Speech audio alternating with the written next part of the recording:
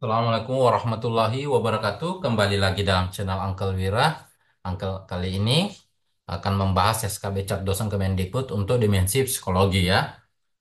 Namun sebelumnya teman-teman bisa subscribe channel ini, like, share, and comment, serta nyalakan lonceng notifikasinya agar teman-teman senantiasa memperoleh informasi seputar CPNS dari Uncle Wira. Nah, untuk dimensi psikologi adalah satu bagian juga dari dimensi tes yang ada di SKB Cap Dosen Kemendikbud ya. Namun apa saja sih yang akan diukur daripada dimensi psikologi itu? Namun kita harus melihat soal ini secara tenang ya dan usahakan setiap soalnya Anda bisa dapat skor yang baik ya.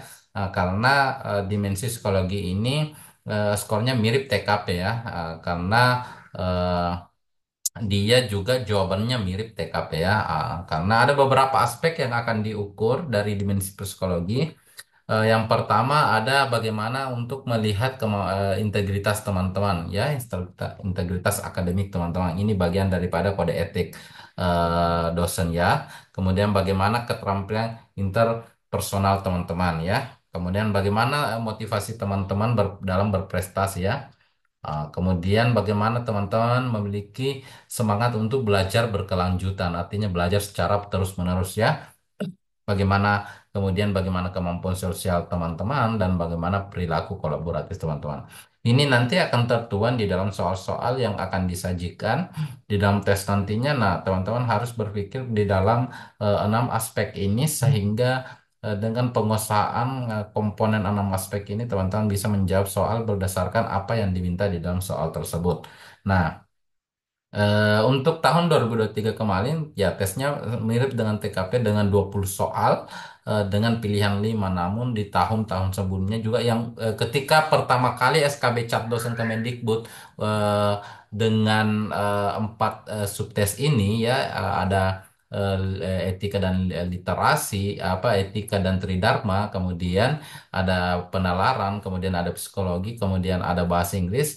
Untuk pertama kali diterapkan itu bentuk soal awal itu dimensi psikologi itu ada jenis soal dua pilihan ya, dua pilihan.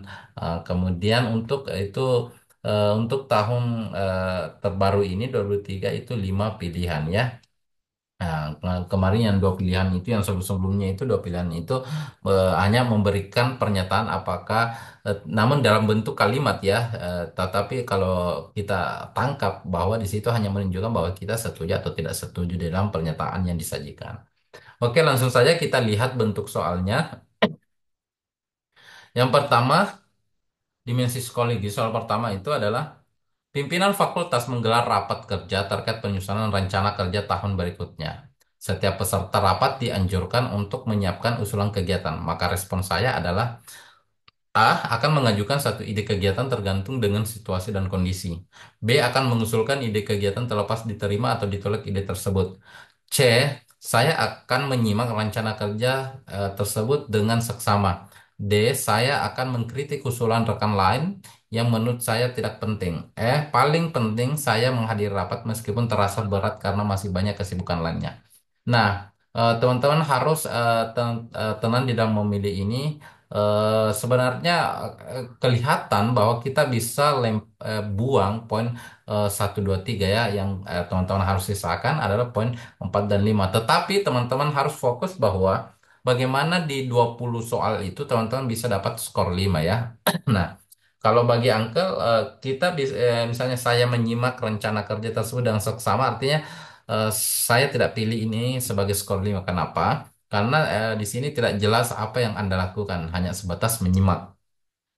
D, saya akan mengkritik usulan rekan lain. Jadi fokus ke kritik tanpa solusi itu juga kita tidak pilih sebagai sebuah jawaban karena kita itu akan diminta untuk bagaimana berkontribusi dalam sebuah kegiatan atau hal-hal yang terkait di dalam eh, pelaksanaan kinerja kita di dalam menjalankan profesi kita sebagai seorang dosen. Paling penting saya menghadiri rapat meskipun tersebut, berarti ini sudah salah. Berarti poin 1, 2, 3 ini jatuhnya di sini ya. Nah, kita jangan pilih C, D, E. Nah, Di sini akan mengajukan satu ide kegiatan. Jadi ada proses, ada jelas apa yang Anda lakukan dan itu memberikan manfaat ya. Gitu berarti ada proses kolaborasi di dalamnya dengan mengajukan suatu ide. Kemudian di sini mengusulkan ide. Jadi mengusulkan dan mengajukan hal yang sama berarti yang berbeda nanti di bagian belakangnya ya. Tergantung dengan situasi dan kondisi. Jadi yang A ini dia akan mengajukan itu tapi masih melihat apakah situasinya melihat situasi dan kondisi ya. Artinya masih ada hal yang bisa menghalangi dia untuk memberikan idenya atau menyampaikan idenya. Di B akan mengusulkan ide kegiatan terlepas dari diterima atau ditolaknya ide tersebut. Jadi di B ini sampaikan nanti dipertimbangkan apakah diterima atau ditolak oleh di dalam rapat ya. Berarti bagi angkel poin 5 itu ada di B ya. Di sini poin empatnya. Oke. Jadi sebenarnya bergantung dari cara pandang kita sebagai peserta. Tapi model-model soalnya itu kurang lebih seperti ini ya. Ah, gitu. Coba kita lihat. Oke, ini ya. Nah, selanjutnya kita lihat soal berikutnya. Saya akan melakukan inovasi teknologi melalui penelitian yang komprehensif. Saya yakin bahwa yang saya lakukan akan berdampak positif bagi masyarakat. Namun, terdapat rekan kerja sejawat yang saya yang akan menentang usaha saya itu dengan alasan akan memakan biaya yang sangat besar. Sikap saya adalah, jadi di sini ada Anda punya ide inovasi teknologi melalui penelitian yang komprehensif, tapi biayanya sangat besar ya. Padahal dampaknya positif loh. Ya, bagi ada rekan kerja yang menentang ya usaha Anda karena alasan biaya yang sangat besar. Jadi bagaimana sih sikapnya? Kurang lebih seperti itu informasi soalnya. Nah, A, saya sudah mengukur rencana saya secara matang, jadi tidak perlu menghiraukan pendapat rekan sejawat. B, saya berani berargumentasi dengan rekan saya, itu karena biaya yang dikeluarkan untuk berinovasi tersebut eh, sebanding dengan manfaat yang akan didapatkan. Saya tetap orang yang paling ahli di bidang yang saya tekuni tanpa perlu mengindahkan pendapat orang lain. Saya meminta penjelasan kepada rekan sejawat tersebut dan bersama-sama mencari solusi terbaik. Saya pikir masukan dari rekan sejawat saya itu memang baik bagi upaya akan saya lakukan ya. Nah, jadi coba kita perhatikan ya. A, saya sudah mengukur rencana yang saya secara matang. Jadi perhatikan dulu teman-teman bahwa ide Anda positif ya, tetapi saran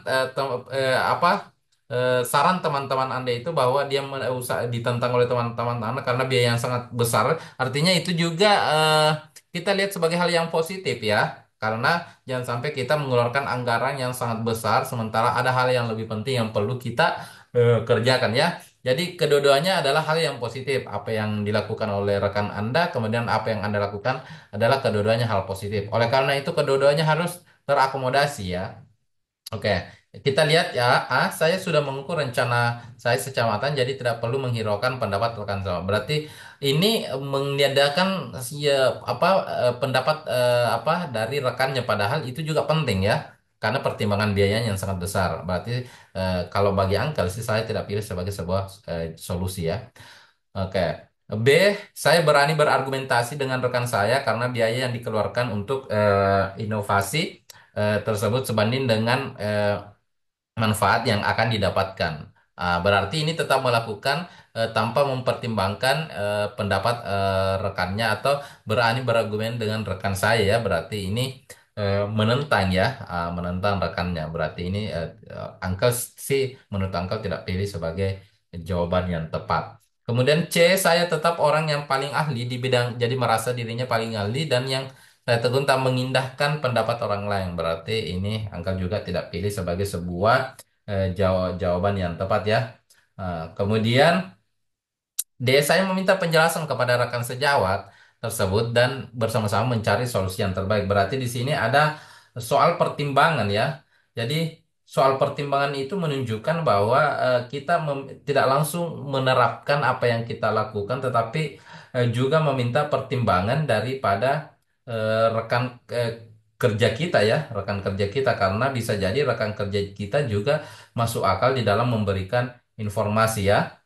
Oleh karena itu coba kita lihat di sini eh berarti angka kita simpan ini sebagai poin 5 ya untuk sementara. Coba kita bandingkan di E ya. Saya pikir masukan dari rekan kerja sejawat saya itu memang baik bagi upaya yang akan saya lakukan. Jadi ini juga seakan-akan ada poin menyerah di sini ya. Ah, padahal yang harus dilakukan dulu kita harus meminta penjelasan dan pertimbangan, kemudian mencari solusi yang terbaik. Jadi mencari solusi yang terbaik itu secara bersama-sama itu merupakan jawaban yang paling bijaksana di dalam permasalahan yang disajikan di atas ya. Oke. Oke, seperti ini ya komponen soalnya, komponen penilaian di dalam soal. Coba kita lihat soal berikutnya. Oke. Saya menyadari bahwa rencana penelitian yang telah saya susun akan menemukan permasalahan yang rumit dan pelik di dalam pelaksanaannya. Namun penelitian ini sangat penting untuk segera dilakukan. Jadi di sini kita pahami dulu soalnya. Saya menyadari bahwa rencana penelitian yang telah saya susun akan menemukan permasalahan yang rumit dan pelik ya. Jadi kita sadar bahwa penelitian kita itu akan dapat itu rumit dan pelik di dalam pelaksanaannya ya, susah di dalam pelaksanaannya. Namun penelitian ini sangat penting, tetapi ini penting dilakukan. Maka bagaimana sikap kita ya? A. Mengganti topik penelitian yang lebih mudah bisa menjadi alternatif. B. Saya rasa yang paling penting adalah mencoba dulu sembari mencari orang lain untuk membantu saya dalam menghadapinya. C. Saya tetap mencobanya. Masalah yang muncul dalam penelitian memang wajar terjadi. D. Saya tetap mencobanya setelah mempertimbangkan risiko dan upaya sebisa mungkin memecahkannya apabila masalah itu terjadi. E. Lebih baik melakukan penelitian yang tidak penting tapi mudah dilakukan untuk menutupi kewajiban tridharma ya. Dharma penelitian berarti ini E salah, kemudian A salah. A itu seperti menyerap pada situasi ya. E juga itu seperti menyerap pada situasi juga ya karena melakukan penelitian yang tidak penting. Nah, coba kita bandingkan B, C, D ya. Saya rasa paling penting adalah mencobanya dulu sembari mencari orang lain untuk membantu saya dalam menghadapinya. Berarti di sini ini tidak ada kepastian ya, sembari mencari orang lain ya, berarti tetap butuh orang lain. Berarti dia tidak mempertimbangkan resiko yang penting, coba saja dulu. Berarti ini Uncle tidak pilih sebagai poin 5 ya. Kalau C ini saya tetap mencobanya, masalah yang muncul dalam penelitian memang wajar terjadi. Berarti ini tidak ada pertimbangan yang lebih akurat terhadap pertimbangan masalah yang bakal muncul seperti apa dan bagaimana cara mengatasinya. Ini tidak ada ya. D, saya tetap mencoba setelah mempertimbangkan risiko. Nah, di sini ada pertimbangan risiko.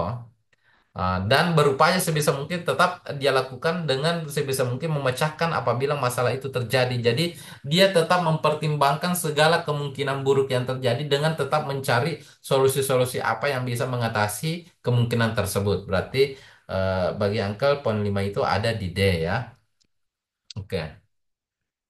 Jadi kurang lebih seperti ini apa pembagian penilaiannya, sebarang penilaiannya dari pilihan-pilihan itu. Jadi kurang lebih teman-teman pertanyaannya itu mirip-mirip TKP untuk dimensi psikologi. Jadi teman-teman cukup bisa memahami dengan baik dan pilih jawaban yang paling bisa menjawab setiap permasalahan di dalam soal itu. Nah, tetap Uncle nanti akan berikan trik-trik khusus untuk dimensi psikologi, dimensi penalaran, dimensi etika dan trik dharma, berikut dimensi-dimensi yang lainnya dan tes non-cat yang lainnya ya. Namun di sini Uncle dulu hanya memberikan gambaran-gambaran bentuk soal yang teman-teman bisa pelajari.